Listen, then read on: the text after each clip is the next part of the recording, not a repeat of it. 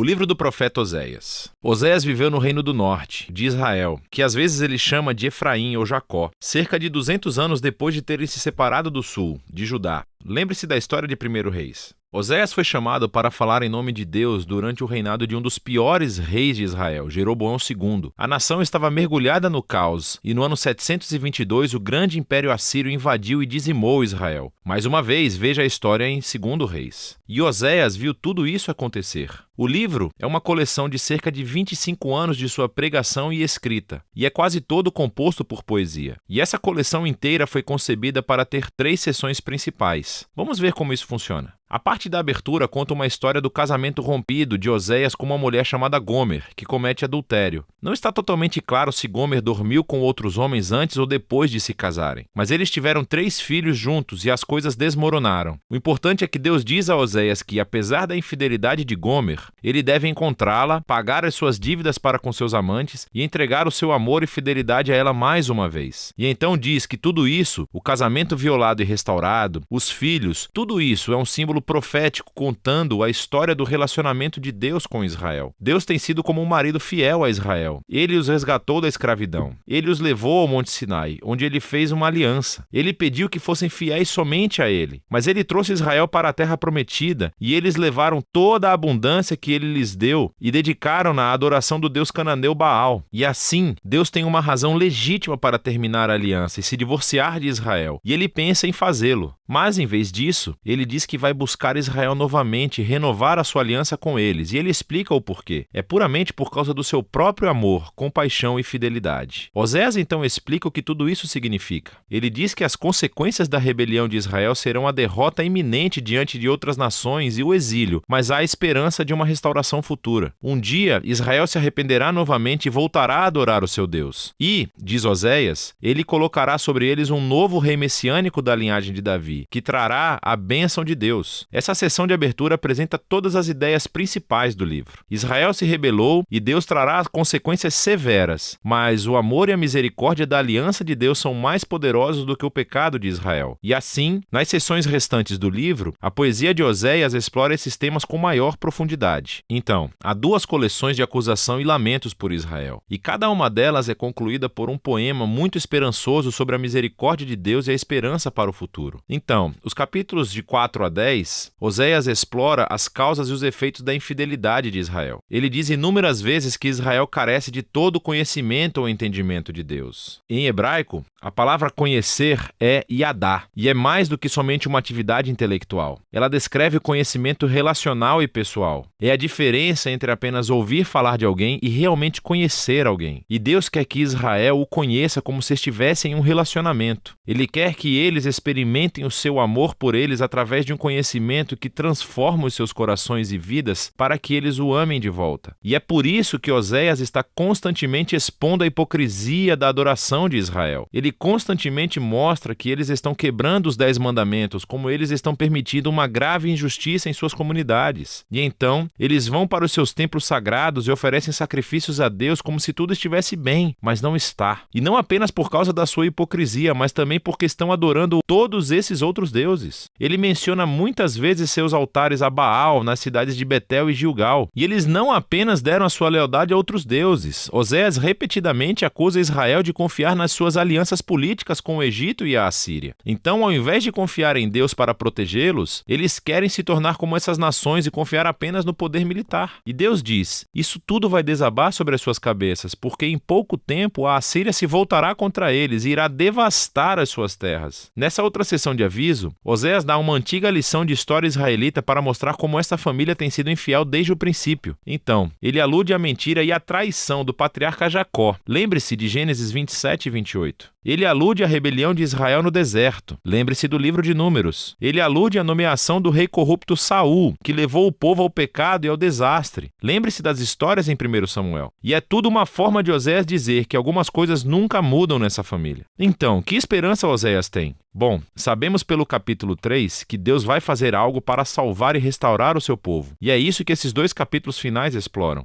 O capítulo 11 é lindo. O poema retrata Deus como um pai amoroso que criou seu filho Israel Israel e depois compartilhou tudo com ele. Mas o filho cresceu e se rebelou e se voltou contra o pai, se aproveitando da sua generosidade. E assim, nesse poema, Deus está emocionalmente dividido. Em um momento, ele está com raiva e naturalmente diz que vai trazer consequências graves. Mas no momento seguinte, ele está com o coração partido. E ele diz que é movido pela sua misericórdia e compaixão. E ele vai perdoar o filho que ama. Ele diz: como posso desistir de você, Efraim? Meu coração está agitado dentro de mim, toda a minha compaixão está desperta. E assim, embora Deus permita que Israel seja conquistado pela Assíria e enfrente as consequências, esta não é a palavra final de Deus. Ainda há esperança, e é disso que trata o último capítulo. Oséias clama a Israel para se arrepender e voltar ao seu Deus. Mas ele sabe que isso não vai durar, porque nunca aconteceu antes. E Deus diz que um dia ele curará a sua desobediência e os amará livremente. Deus continua descrevendo esse Israel novo e curado como uma árvore exuberante com raízes profundas e galhos amplos, que oferecerá sombra e frutos a todas as nações. É uma imagem da promessa de Deus a Abraão, como Israel deveria se tornar uma bênção para as nações. E a declaração de Deus, se é que isso vai acontecer, exigirá um ato da graça de Deus e poder de cura para reparar o profundo quebrantamento e egoísmo pecaminoso do coração humano, para que o povo de Deus possa receber o seu amor e amá-lo de volta. E é isso que Deus promete fazer.